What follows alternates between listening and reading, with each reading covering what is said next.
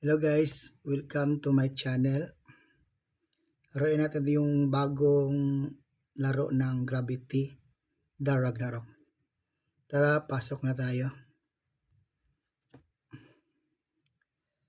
Pakita ko lang sa inyo guys yung progress ko nito. 4 days ko na itong nilaro.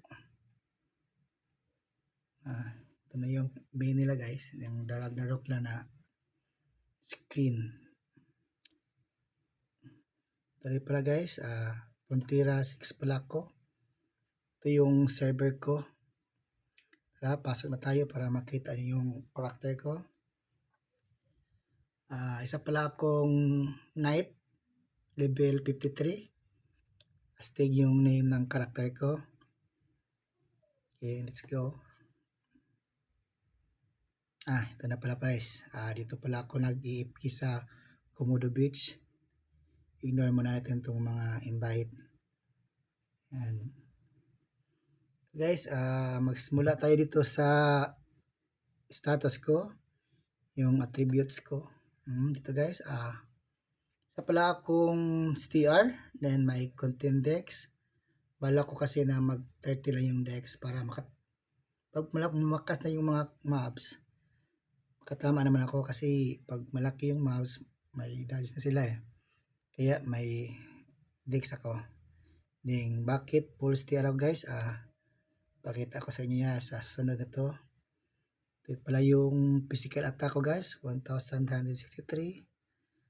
Laki-laki na. Then yung HP ko guys, 31,000.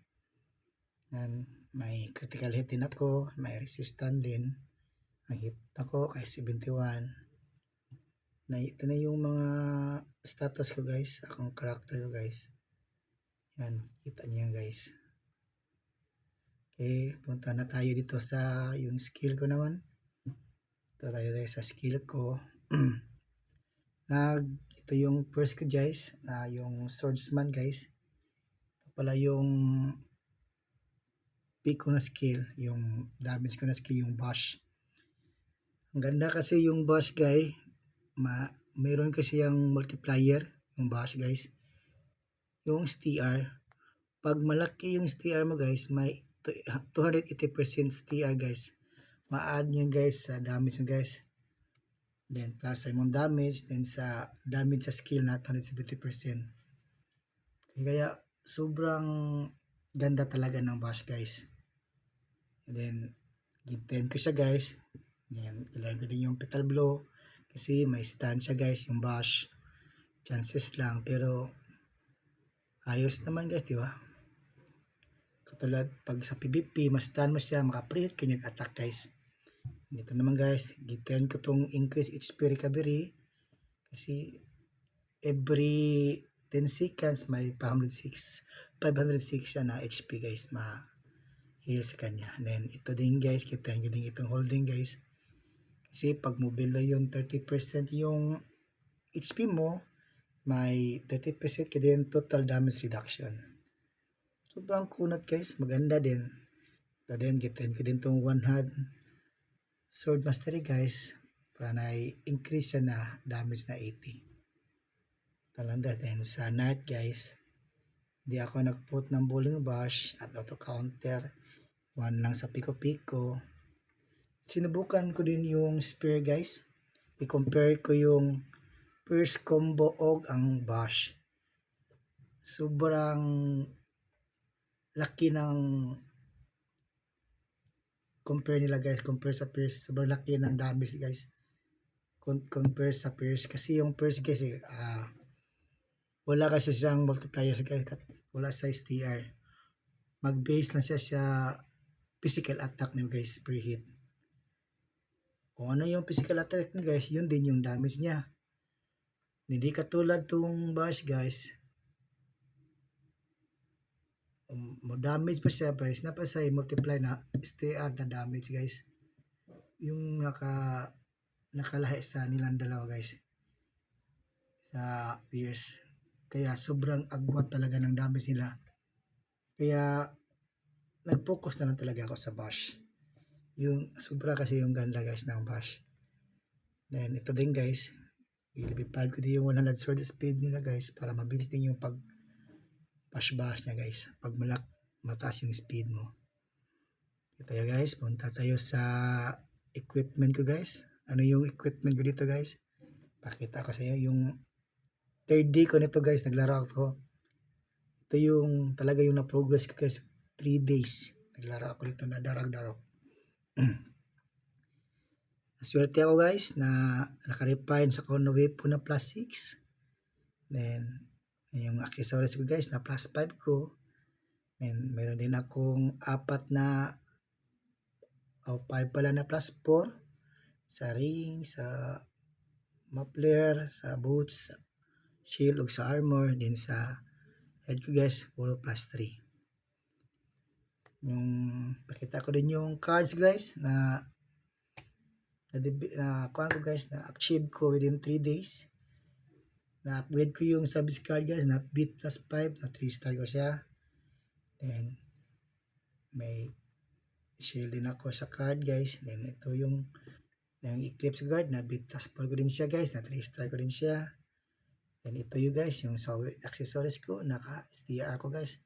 Dalawang card na plus 4 ko. Then ito din sa kabila guys, isa lang pa. Then ito din sa armor ko guys na plus na star 3 star ko siya guys.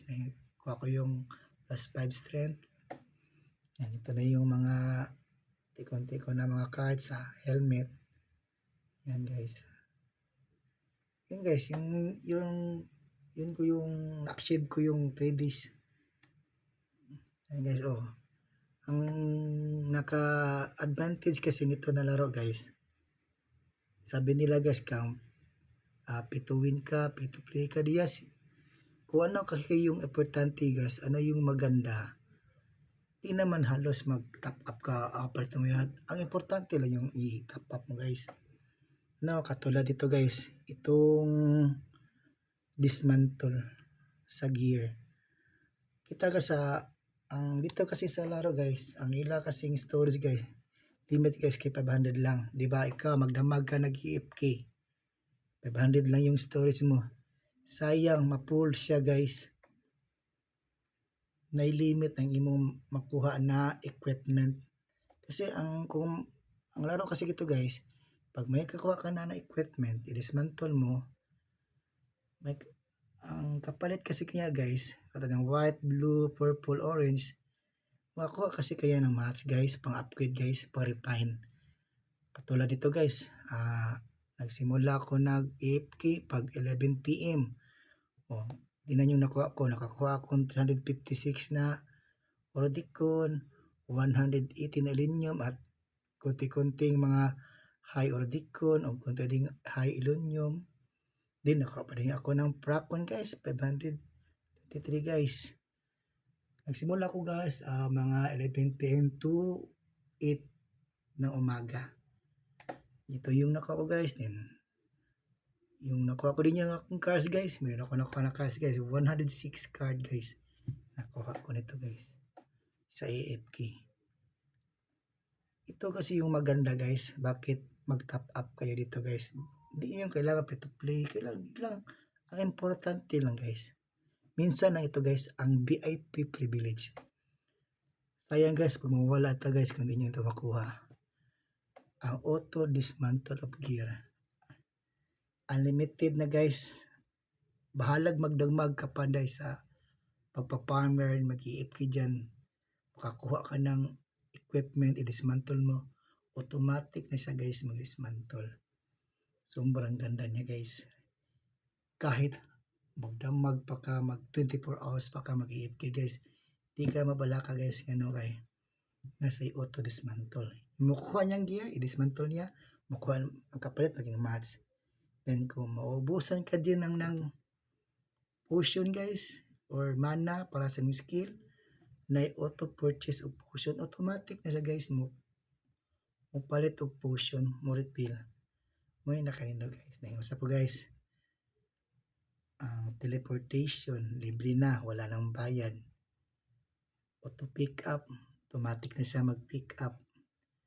Ang sabi guys, ito guys, open bound seller exclusive shop. Ito Ito maganda guys. Makabuy ka dito ng privilege shop. No?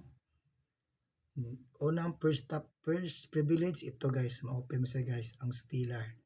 Ito mga discount na privilege guys. Sunod na ang Lunar, sunod ang Solar, at iba pa yung ito yung sobrang ganda ng mga privilege guys. Kung meron pa akong pera guys, ito next ko na itap up guys. Ito sobrang sulit guys. Experience 20% auto, mag-FK ka. Napakay plus 3 dungeon, ay napay negative 50% sa gacha, ay ma-open sa mo shop. Meron akong pera guys, sasunod guys. Ito ikatatlo guys na privilege guys. Itong card drop rate, grabe, sobrang ganda ito guys. Napa-save potion recovery, na-free dungeon swipe guys, di ka na magbayad, free na siya guys. Automatic na, ma-open to mong shop. Na napasay kapalit na mga, makuha mo na card. Diba? O, diamond. And next na guys, ang pang-apat na privilege guys na kailangan mong makuha, ang guard up rate guys. Mabilis ka na makakuha ng loot ng equipment guys. 30%, malaki na yung chance guys. Sobrang mahal pa dyan. Napayod sa 30%, mahog na sa 40% na siya na mag-iipki ka sa sobrang ganda guys. At ito yung pinaka-huli guys, maganda na equipment guys. All gear card slot limit plus 1. Nasa all gear slot limit plus 1. Wow, sobrang namang ganda yan guys. Ang ganda pa ng status ng costume. Critical damage 15%, ang HP na ipapiprida yan. Maganda kasi yan guys. All plus 1 slot tayo sa all gear. Kung sa ato guys, may tatlong unlock, may isa ka ng free na unlock, dalawa na lang i-unlock mo. Yung sobrang ganda ng privilege guys. Di talaga magsisisi ka. Ang naka-advantage mo gani guys na samot guys, ako nag-IFK ako. Maganda di guys, malaki yung damage mo guys para mabilis. Katulad dito guys. 2 hits ko lang yung mga minsan, 1 hit ko yan sila. Sabi gano'n, pag malakas ka, mabilis ka mag-farm, mabilis ka din mag-loot guys. Ang suggest ko na guys, kung mag-IFK guys ka nang wala masyadong tao, pura ka lang hindi din gap sa level mo. Ang bilis ko mag-kill. Ito ang naka-advantage sa bash guys, sobrang ganda talaga ng bash guys. Pag mag-bash kill ka, kontra sa pierce guys, mag-spear. Kasi guys, dami kasi yan ng ad guys. Tulad nitong Pride Bash Ring. Naasay ad na skill damage plus 30%. Sabi, dalawa na kari akong gibay guys. Free bash ring. Pag meron kang ad na 30%, then yung bash na skill mo may 270%. May mo na yung 300%. Sobrang laki talaga ng damage guys. Kumpara mo sa spear guys, sobra. Mas mabilis pa ka mag-kill ng mag. Mabilis ka pang makalot ng materials. Mabilis pa ka makagain ng XP. Pag gumamit ka ng XP potion, katulad dito na 30 minutes, mabilis lang. Pag mabilis ka mag-kill, mabilis lahat. No worries, wala kang problema guys. Kaya suggest ko kaya guys, ang importante yung privilege guys, grabe. Minsan lang yan guys. Hindi na kayo na maprito-play ako na, pero ang importante guys na hindi mahirapan yung karakter mo. Then, pwede po mo siya maiwan yung karakter mo ng ilang oras, di ka na mabalaka. Di ba? Mag-iip ka lang, kukuha ka pa ng loot, na madami na unli loots pa, di ba? Yan ang sobrang ganda guys. Sige guys, dito muna tayo guys. Ito yung nakuha ko guys na card guys. Sa kabilisan ko mag-farm guys, ang ganda kong nakakuha na card. mabilisan mag-kill, mabilisan din makakuha ng card. Diba? Oh, sobrang ganda yan guys. Purple card guys. Yan ang maganda guys, epic. Pag mabilis ka mag-kill. Sige guys, dito lang muna tayo. Sa next time, pakita ko yung paano ako mag-refine. Ipon muna ako ng madaming mats guys. Napakita ko sa inyo paano ako mag-refine at ano pa yung progress dito. Sa 3 days ko na progress, sa The Ragnarok, ito na. Ito yung nakita nyo guys sa akong inventory.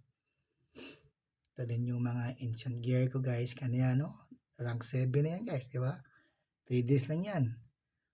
Oh, may costume din ako guys. Oh, guys. Okay guys, salamat. Thank you sa panonood sa aking vlog. Bye guys. See you next time vlog to guys.